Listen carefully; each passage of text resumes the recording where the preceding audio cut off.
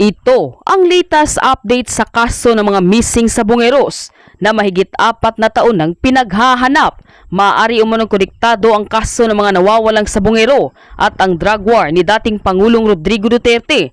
Ayon kay Justice Secretary Boying Rimulya, sa isang panayam, sinabi ng kawani na ang ilang operator ng online sabong ay sangkot din umano sa illegal na droga at para naman sa Malacanang, dapat palawigin pa umano ang investigasyon sa kaso. Dahil mukhang konektado ang mga nagawang krimen kung ito man po ay mapapatunayan. Hindi po natin sinasabi na sila na po ay guilty, pero mas gusto po ng Pangulo, iuutos po talaga niya na dapat mabigyan ng hustisya ang mga nabiktima. Tiwala naman si Rimulya na may makikitang katawan ng mga nawawalang sa Bungero sa Taal Lake sa Batangas, kung saan sinasabing doon itinapon ang katawan ng mga biktima. Ayon sa suspect at ngayon testigo na si Jolly Dondon Patidungan, posibleng umabot pa sa 100 ang nawawalang sa Bungero. Paliwanag pa ni Justice Spokesperson Nico Clavono, hindi umano kinakailangan na makita ang bangkay para mapatunayan ang pagpaslang,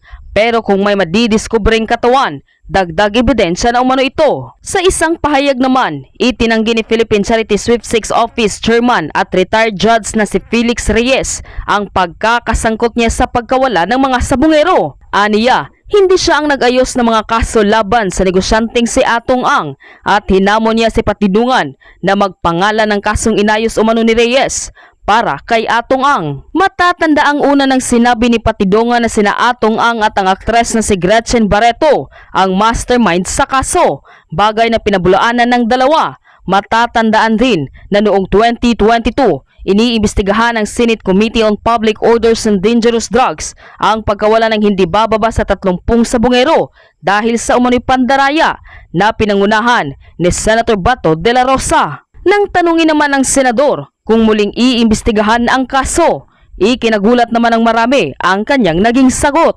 Samantala, kasunod ng paglantad ni Dondon Patidungan alias Totoy, isa pang testigo ang nagpadala ng feeler kay National Police Commission Vice Chairman Rafael Calinisan para maglahad din umano ng kanyang mga nalalaman sa kaso ng mga missing sa Bungero. Inaasahang makakatulong umano ito kung tugma sa mga naunang sinabi ni Patidungan. Malalim yung gusto lumapit eh.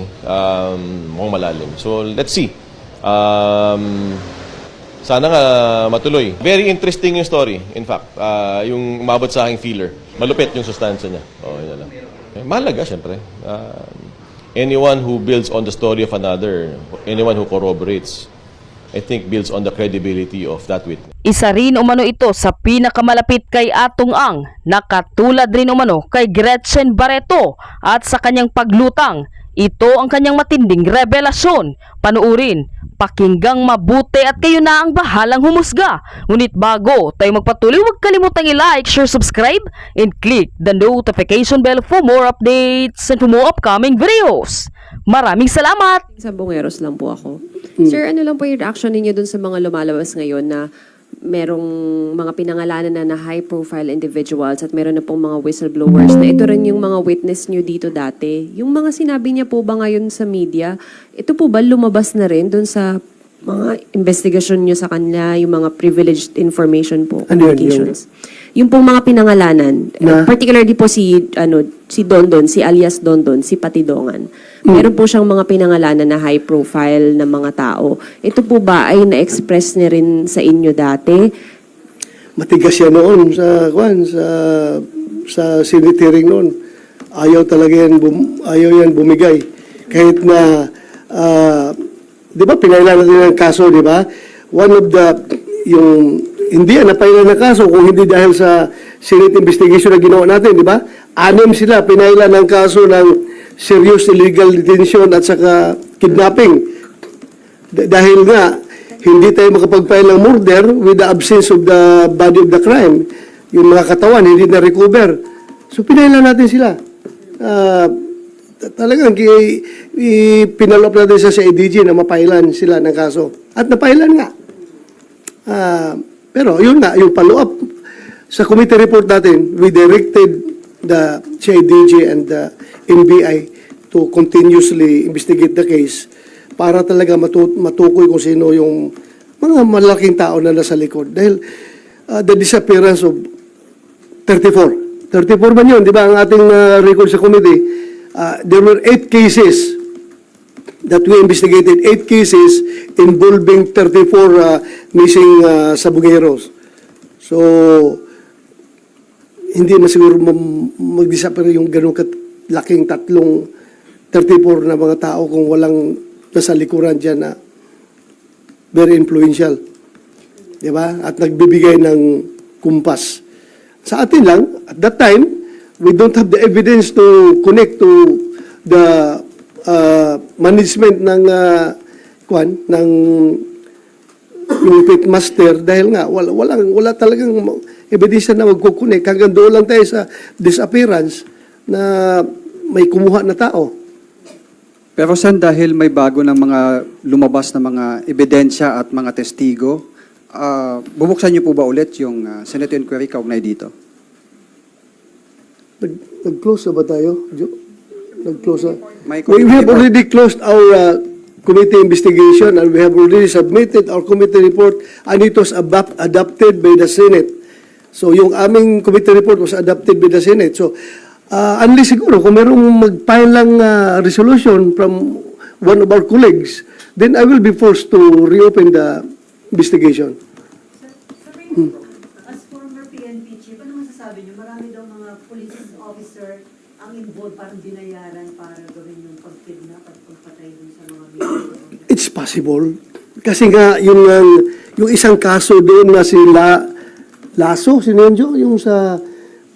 Yung pinick up sa bahay nila, ipinasok, positive doon sa hearing mismo, positively identified yung mga pulis na inibitahan natin, mga intelligence operatives ng Batangas PPO, na sila yung nag-pick up kay Lasso. Lasco sa saan yun? Sa San Pablo, Laguna. San Pablo City. So, identify siya. Ayaw ko kung nakasuhan sila, di ba? Tapos ano na? Wala pang update. Basta nakasuhan yun, yung mga pulis na yun. Kinasuhan yun. Dahil nga, positively identified nung mother, yung wife, at nung sister ni Lasco, na sila yung pumasok dun sa bahay. So how do you feel na parang napapagamit itong mga police in exchange of money? I'm very, noon pa yun sinasabi ko, napakasama noon na magpagamit tayo sa sindikato, if you call it sindikato, police ka, you are there to uphold the law, you are there to enforce the law. Ngayon, binayulit mo yung batas para sumunod kung sino man nag-utos sa'yo na, I'm sure, in consideration of money. Ano pang motivation mo doon? Nagagawin yon kung hindi ka sinusuhulan. That's beyond your job description as a police operative na magkidnap ng tao at pumatay ng tao at itapon kung saan-saan. Pero sa tingin niyo, sir, ano to? Credible yung whistleblower kasi ang dami niyang pangalang minention, may celebrity. As far as credibility is concerned, sa akin, mas credible sana siya kung nagsalita siya noon pa, nung dito sa Senate investigation. But still, credible pa rin siya dahil kahit na-late na siya bumaligtad, you knowing his closeness to the personalities involved, then mayroong siyang sinasabi. Sir, Sir, sorry. Sir, punta ako sa online gambling. May we know your stand lang since ilang panukala na po yung final ng mga kapwa niyo, Senador, either seeking to strictly regulate or total ban. Kayo po, sir, on online gambling po. Ako dapat ban yan eh. I-ban yan kasi maraming nasisirang buhay dyan. Aside from doon mga missing sa Bugueros, no? Dahil nga yun, sa online pa rin yun nangyari, di ba? Aside doon na may namamatay, marami akong nabalitaan talaga na may mga security guard na tumalon na lang sa tulay, nagpakamatay dahil wala ng pera. May bata na nagpatiwakal dahil na-hook sa online gambling.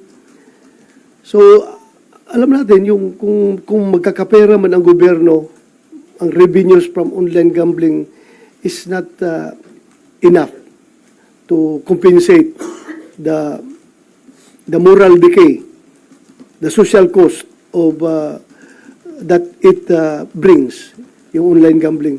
So not enough yung stricter regulations, sir? Ah? Not enough yung stricter regulation? Not enough. Kasi alam mo, Filipinos are very, yung ingenuity ng Filipinos to go around the bush ay napakagaling. Kaya maisahan pa rin tayo yung regulation dyan. Hirap pa rin. Lalo na sa online. Hanggang ngayon, wala pa tayong magandang solusyon para dyan.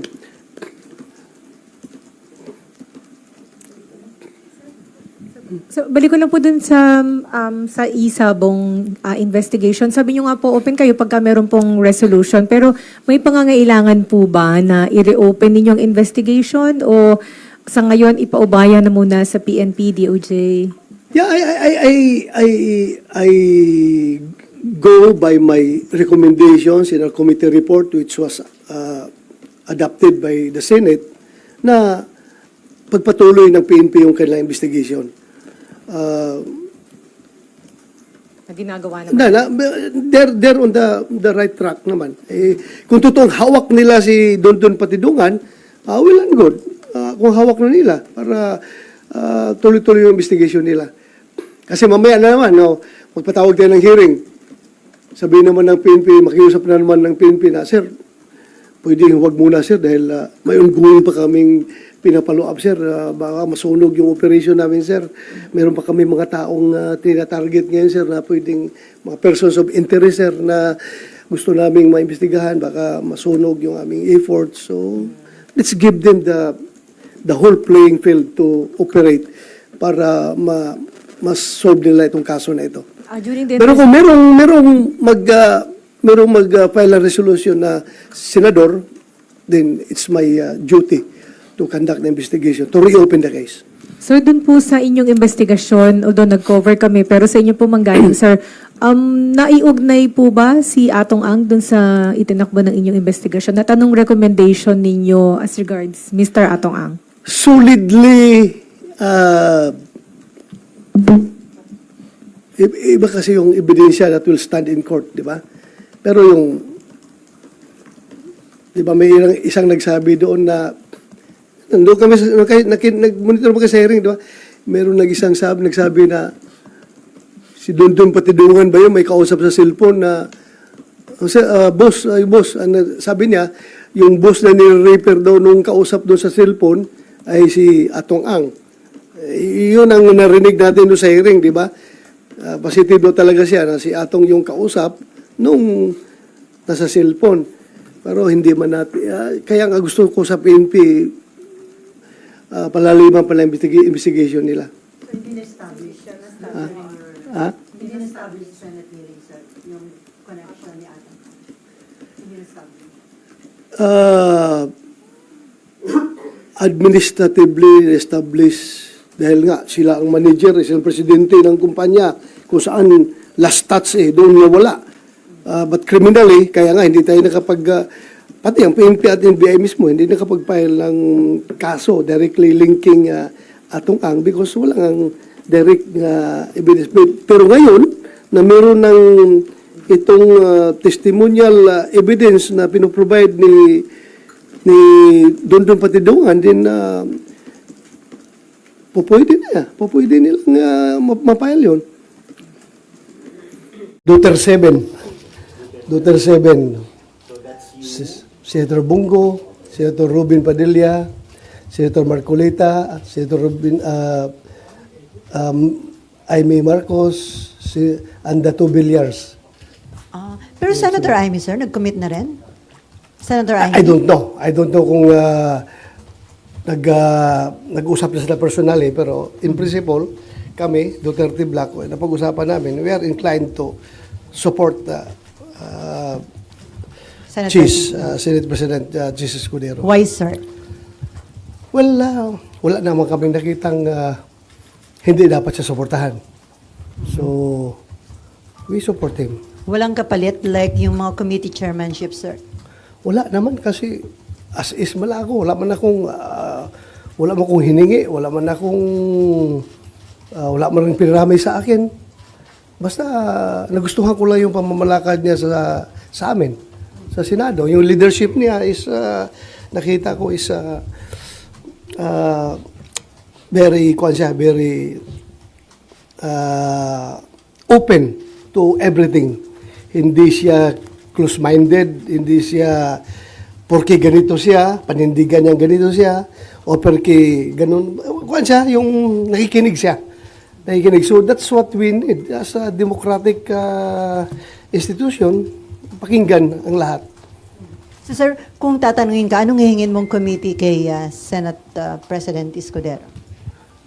Wala na akong hinihingi kasi meron naman tayo equity of the incumbent kung gano'n, di ba? Kung, halimbawa, we will vote for him as the Senate President, tapos ayaw man ng incumbent senator, kung ano yung hawak ko, I suppose yun pa rin ang hawakan ko. Equity of the incumbent nga. So, hindi ko na hiningi sa kanya yan. At hindi rin niya in-offer sa akin dahil that's my understanding. Sir, last na lang. So si Marcoleta nga ba, Blue Ribbon Committee Chairman, sir? Yan ang hinihingi niya and I presume na napangako na sa kanya. Sir, may talks about impeachment nung time na bago kayo mag-commit with SPGs, may hiling ba kayo or any favors asked about the impeachment proceedings? Wala kaming his stand towards impeachment is not a factor to our decision in choosing him as our Senate President.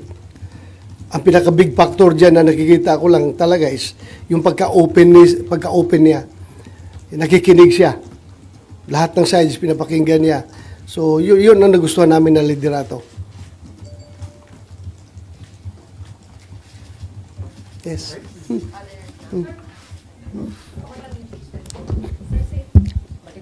Sa impeachment, sir, di ba po, nag-move kayo para i-dismiss yung articles of impeachment noong June 10.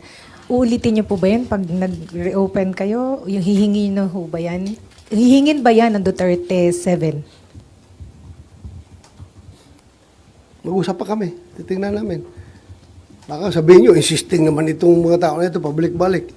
Hiningi na namin yan noon, di ba? Pero one thing I can assure you is that ako from my personal na paniniwala ko ito, that since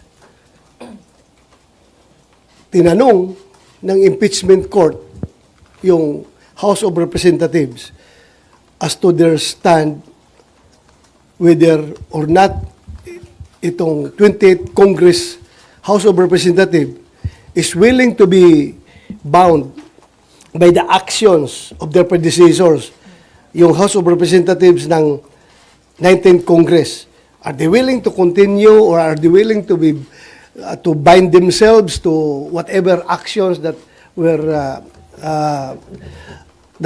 took place during the previous Congress? You can expect me also to raise this question sa floor once the 28th Congress convenes. Itatanong ko rin na tinanong natin yung House of Representatives. Why not ask ourselves also? Di ba? Pareho lang naman. Pareho lang. So, tanungin rin natin yung Senate of the 28th Congress kung are they willing to be bound by the actions of the previous previous Senate of the 19th Congress. So, So, Senator, ibig sabihin, bago kayo mag-decide kung i-dismiss or hindi, paano po yung scenario, kailangan po bang magbotohan kung sa tingin ng Senado ay may jurisdiction kayo o wala dun sa impeachment? Yun. Dapat, it has to be established. It has to be established by the Senate, not by the impeachment court. By the Senate. So, We are talking about new composition ng Senado. So I am asking the Senate, not the impeachment court. Ha?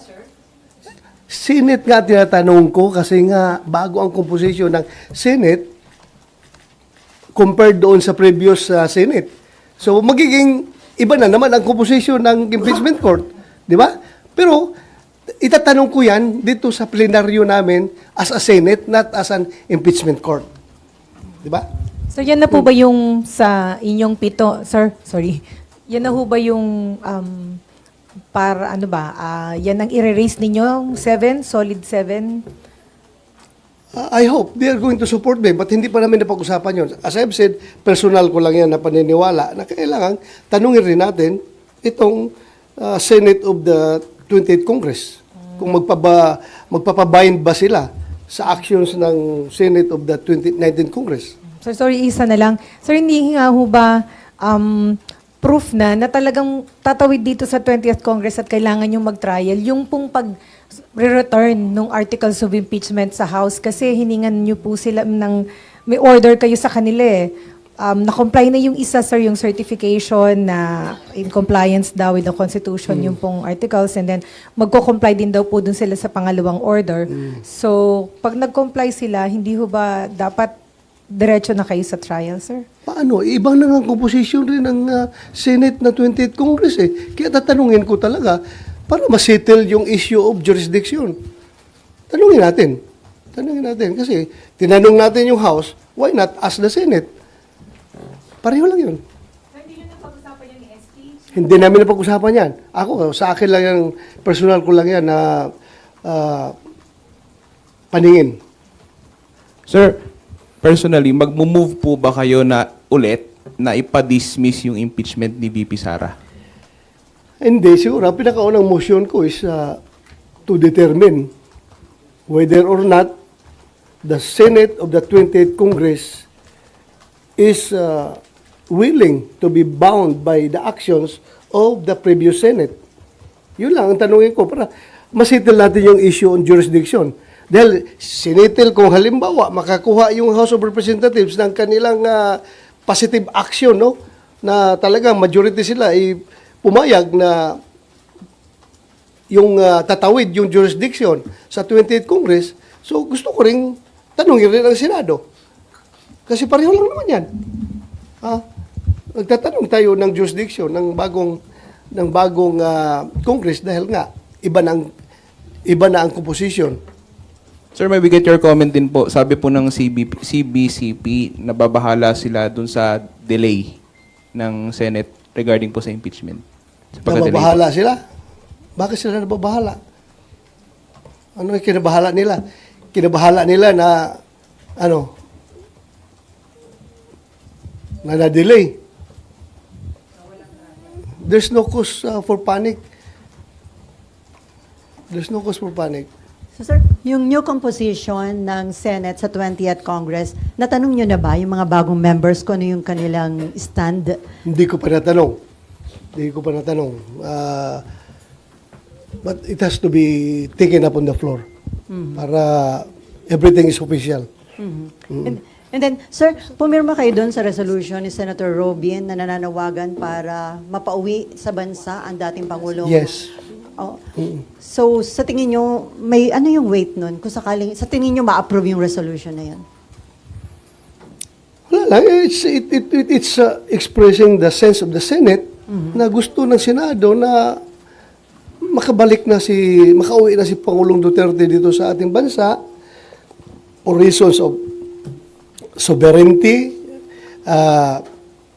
reconciliation, if you want it to be also a factor, and also humanitarian consideration. Dahil ang alam natin ngayon is Pangulong Duterte ay butot balat na daw, masyadong mahina na, at na nagbigay na nga daw ng pasabi na kung mamatay man siya doon, doon na lang siya magpa-cremate doon na siya magpa-cremate sa dahig. It's a very sad information. So sana kung mamamatay man siya, dito lang siya mamatay sa Pilipinas, huwag doon sa ibang bansa. Para naman dating Pangulo ng Pilipinas yun eh. So while pending yung case sa ICC, gusto nyo mapauwi siya? Yes.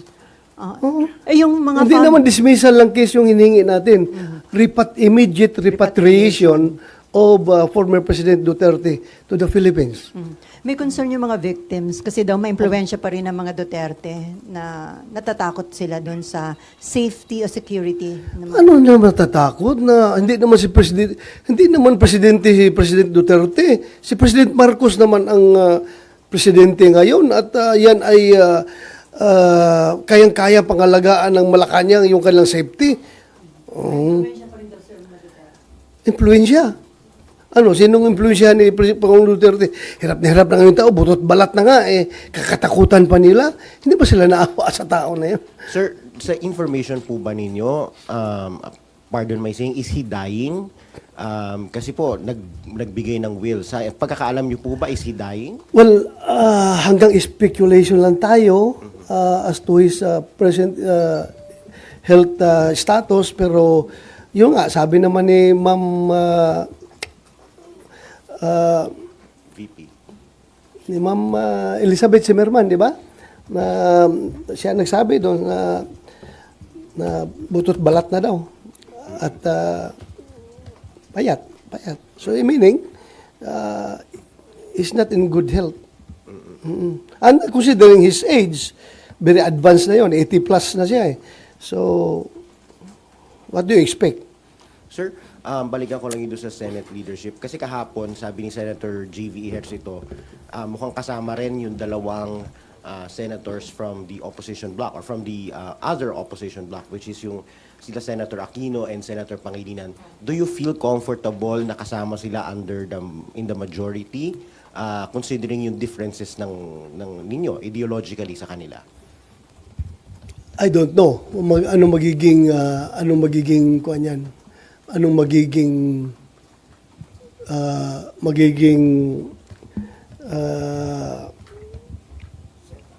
set up niyan, no? Hindi ko alam talaga. Hindi ko alam. Basta I joined the majority not because of them, but because of the leadership of Senate President Chis Escudero. Sir, sir, going back dun sa sinabi nyo, you will question the jurisdiction of the 20th Congress dun sa ano. Sir, clarify ko lang, sir, ibig sabihin, you believe na walang jurisdiction nga yung magiging bagong composition ng Senate dun sa ano